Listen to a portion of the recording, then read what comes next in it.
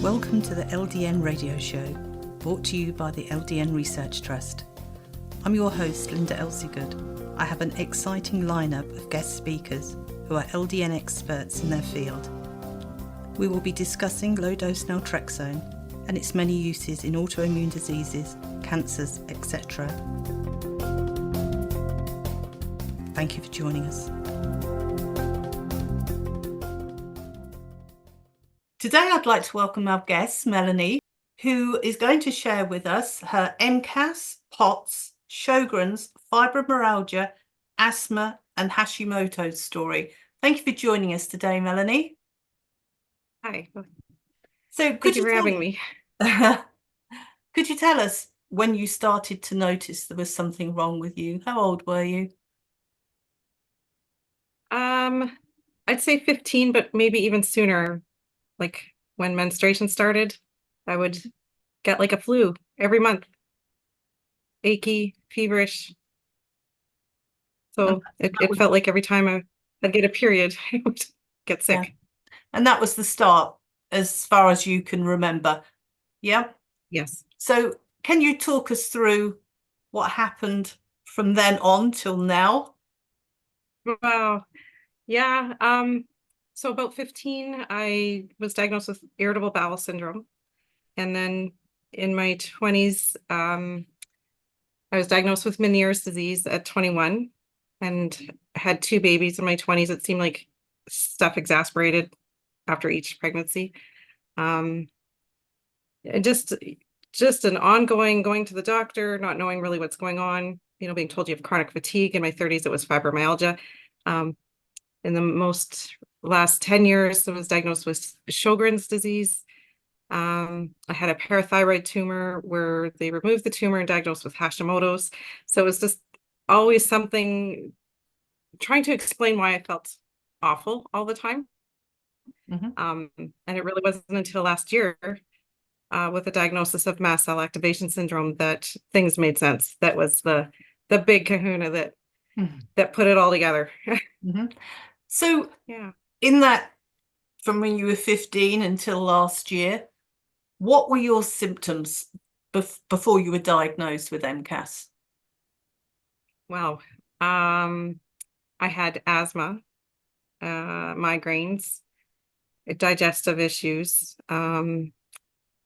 aching, painful muscles and joints, just low-grade fevers, fatigue, just ongoing, I'd be susceptible to viruses or flus a lot, pneumonias.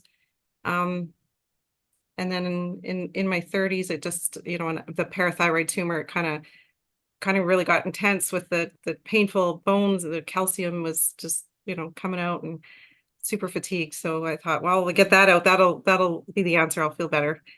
But the fibromyalgia kind of still lingered around. I suffered a couple concussions 18 months apart. And it was after the last one that,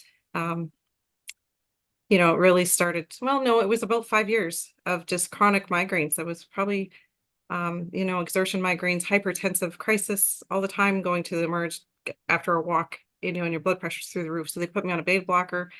It seemed to work a little bit, but never really figuring out how to negate anything. And I try to change my diet and not understand, why I'm eating all these healthy smoothies and still not losing weight. I couldn't move much, but yeah, it was very frustrating.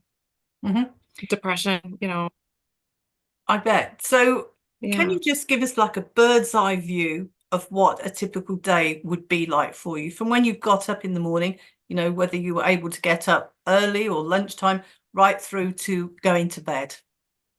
Okay. So before diagnosis, it was a slow get up, stiff in the morning, groggy, sometimes headachy right away in the morning. And then just busy. Just had to, take care of my kids to get the best that they could, get them out the door, and fight through. I have different jobs, and I remember one where I'd be like, I'm not feeling well, and I'd be told, well, you don't look sick. I'd hear that a lot. You don't look sick. So it was hard to maintain a quality of life, like just trudging through, and think, oh, in my 20s with the body aches, I was put on prescription strength NSAIDs. So after time, I just developed an intolerance, and it would just make my breathing worse and worse. And my last pregnancy, it just full-blown asthma seemed to, rule the day. So yeah, it was just a juggling act, trying to figure out how to manage symptoms, how to have a quality of life, give my kids a quality of life, careers, you want to show up best for your job, and your relationships, everything just, it just was it was a lot. So much. Okay. And what time were you going to bed in the evening? About 10:30, 11, after everybody's all tucked in, and you just collapse, and most of the time the dishes aren't done, or housework just got done when I got done. I remember in my 20s, just the struggle to keep up laundry was immense. So yeah, it was just a lot of struggle, up until figuring out what it was, and then how to manage symptoms has been amazing. So how many doctors do you think you saw, different doctors explaining all these different symptoms? Probably a good 8 to 10 doctors. Yeah. Yeah. Were they helpful? Were they believing you? For the most part, they would do their best with the symptoms. And then the burning question I always had was why? But why? Why do I have to feel like this? Nobody could really get to the bottom of it. It's just take some rest, take some medication, or it's chronic fatigue, which really is nothing. Like what do you do with that? No really answers, nobody to really guide you along how to understand what's going on, why. So I did a lot of research. Yes, I bet. So how did you find the right doctors to help you? Well, I would say over the course of 2022, well, I did get slammed with COVID. So that was also something my cardiologist believes that MCAS came from that. But then I had emergency room doctor say, no, I think, when you were diagnosed with irritable bowel syndrome, it was mast cell activation this whole time. So then, doctors start really listening in the last few years. My own doctor, he just, he's so good at really trying to figure it out too, and send to the right specialists. And, at one point he's like, we have to face it. This could be cancer, because my white cells are always high. My lymph nodes are always, enlarged. And I just was, no, that doesn't sit right. Keep digging. And then went to an allergist who did the prick test, and everything lit up. And I'm like, oh, okay, this explains why I feel awful if this is what's going on. But even she, recently was just, well, you're super sensitive, you have dermographism, didn't order any extra blood work or a follow-up exam, and sent me on my way. And I was just still more like, why? What's going on, right? And then 2 months later, I ended up in emerge with anaphylaxis from a tomato. So like, okay, this is getting serious. Like if they don't figure this out, I'm not going to make it. And 3 days later, I was back in emerge with anaphylaxis from lime juice. So that's in that course of those few days, 5 doctors all said mast cell activation syndrome. And I was like, okay, what is that? Where do I go from here? And there was a list, about 8 pills of different antihistamines to take a day to negate symptoms. And it just, again, didn't sit right, but why? Like, why should I have to take drugs for stuff? Like what does my body need now? What's going on? So I did some research, and came across, some information on mast cell activation syndrome, which led me to a great list that grades foods, drugs, additives from 0 to 3 on their histamine level, which just clicked for me. That made so much sense. Well, yeah, why don't I not put extra histamines in my body and see what happens first? So that has been the best thing that has ever happened for me. It just changed the whole thing. I went from 60 pounds ago to where I am today, thriving, feeling better than my 20s. I can honestly say I've never felt what feeling well feels like until now. It just has been amazing. So that's where I'm at today. So would you say it's just been diet that you're doing, or are you taking some medications and some Mm, supplements? I do carry an EpiPen, a Reactin, a Ventolin, and Pepcid AC just as a precaution because there are things that you can't always see, in your environment or a food you might eat that just is gonna get you. So, and luckily I haven't had to use any of that. Maybe twice last summer I had to use some Reactin in my Ventolin, but I've really been able to, and right away if I ingest a histamine, I can feel it in my mouth immediately, or I'll get a burning rash on the back of my neck or my arm, and it's like, okay, stay away from that. Um, and then I do take L-carnitine, a tablespoon of liquid L-carnitine in the morning. That really helped with getting some energy in the mornings. I remember when I was starting to embark on exercise again, because I was like, I want to walk. I'd go a couple blocks at first and just gauge, and soon I was able to go 13,000 steps and no migraine. I was so relieved. I was like, this is amazing. I want to go back to school and finish a program I didn't get to finish. Um, what else? In November, I started using red light therapy, and that has also been just incredible for, when I feel a little bit, um, sore joint or just something going on. It's like, it's been amazing. Just those few things that, kind of tools in my toolbox that I can go for something that was almost going to kill me, it felt like, to where I am now. And just this light little toolbox, it's not what I thought it would be. I thought, oh, I'm going to have to take this pharmaceutical bag with me um, and get through my life now. And I see my cardiologist, rheumatologist, immunologist, every 6 months, just getting checks and blood work, and everybody's amazed, just at the turnaround. So yeah, hopefully it sticks. And, but we all know that things can change and Exactly. knock us off our rails. With your Sjogren's, Yeah. has it affected your eyes? Do you suffer with dry eye? Yeah, I do. So I'm on Plaquenil for that. They also treat lupus with Plaquenil, so I do get my eyes checked every year. And so far there's no Plaquenil vision changes, but the one thing I noticed when I would get an anaphylaxis or any reaction, my vision went blurry, like right away. And I did have quite a setback in November. Um, After receiving too much deep tissue massage, I was for 2 weeks just um, you know, big lymph nodes again, flat out with fevers and chills, and even my platelets dropped. It just was um, a scary time for me to feel that way. But my vision, the close-up blurriness is still there. So my eye doctor, he's trying to understand too. He's doing his research. He's very intrigued and interested, and he's calling it a latent visual. There was some visual term, but he understood it as to why it's not correcting itself. So yeah.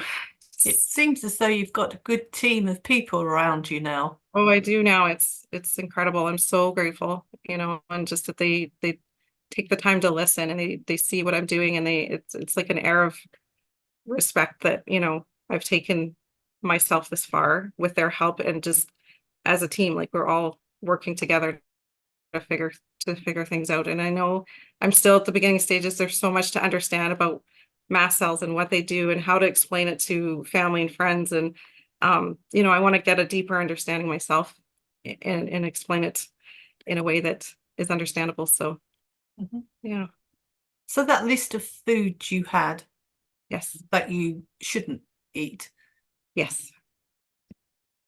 do any of the foods that aren't on the list, which are meant to be the safe foods, do any of Yeah. those upset you? Um, so you mean like an example of a not safe food would be That's not on the like list as being high histamine. that's on the list. It's pretty extensive. The only thing that shows as zero histamine is cinnamon. That's the only one that has caused me a reaction. And coffee's about a 1. And I did go off coffee for 3 weeks, but thankfully I'm able to to take coffee. I was like, okay, if I have to give up cinnamon and have a coffee, that's okay. Good with that. So yeah, that'll be the only one I noticed. So I avoid, it's quite an extensive list. So what are you able to eat? Quite a lot. I actually can shake it up and get creative.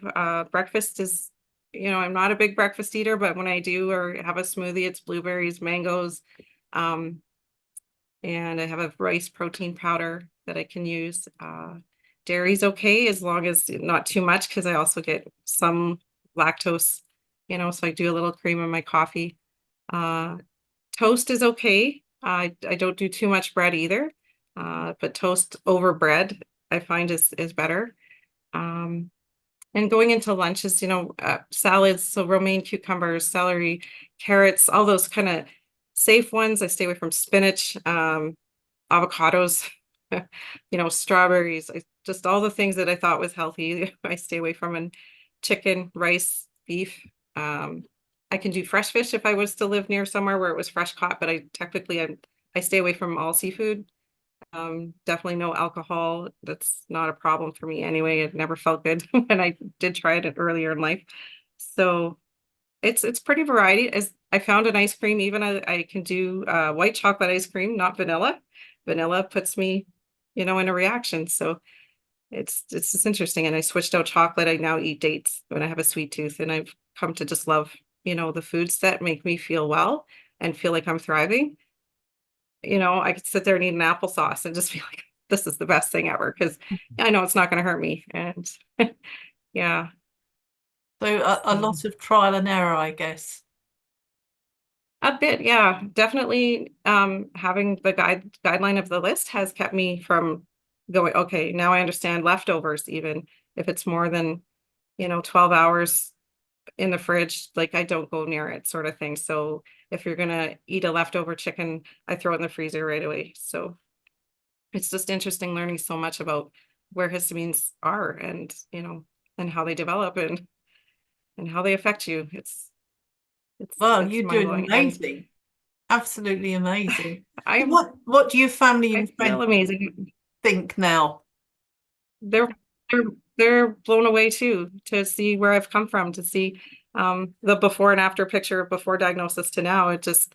Um it's been amazing, because everybody felt worried, if as soon as I get sick or something, like it's just always that, oh, Melanie, getting sick. And there's been a few close calls over the years, and you just never know. And I'm really grateful to be in a place where I'm not causing them worry or burden, but I can be back out and helping others to try to feel their best. It's truly amazing. And I feel like, oh, I've reached 50 already, and I'm running out of time to learn and to help. So there's lots of studying to do. I do remember the one doctor visit I had with my neurologist in January. It took quite a while to get in to see him. And I was going to go in for migraines and post-concussion syndrome stuff. And he said he walked in after reading my chart, and he looked at me, he said, this doesn't, what I see in front of me doesn't look like what I'm reading here. So he was amazed. And to have my vitals taken and my blood oxygen at 100%. And just, I know for the last year, being able to take a full breath in has been, I've never felt that, it's been incredible. So blood pressure's down, heart meds, blood pressure meds, all cut by 3/4, and hopefully soon to be off everything. It's been pretty great. Amazing. Yeah. Well, we've come to the end, and thank you so much for having joined us today. Welcome. Your story is Thank so you. inspirational. Thank you. Thank you.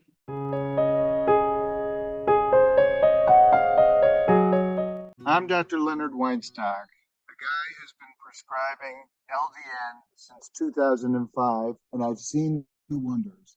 And I keep on seeing them, especially in hard to diagnose conditions. They're not that hard to do, but once you know about mast cell activation syndrome, postural orthostatic tachycardia syndrome, and Ehlers-Danlos syndrome, you'll find that 17% of your friends or relatives have one or more of these conditions, and you can help them.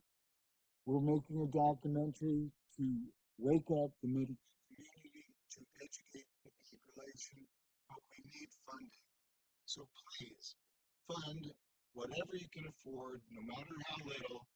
www.mcasfund.com. That's mcasfund.com.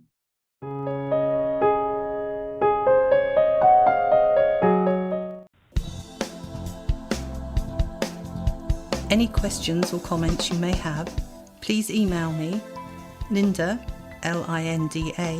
at ldnrt.org. I look forward to hearing from you. Thank you for joining us today. We really appreciated your company. Until next time, stay safe and keep well.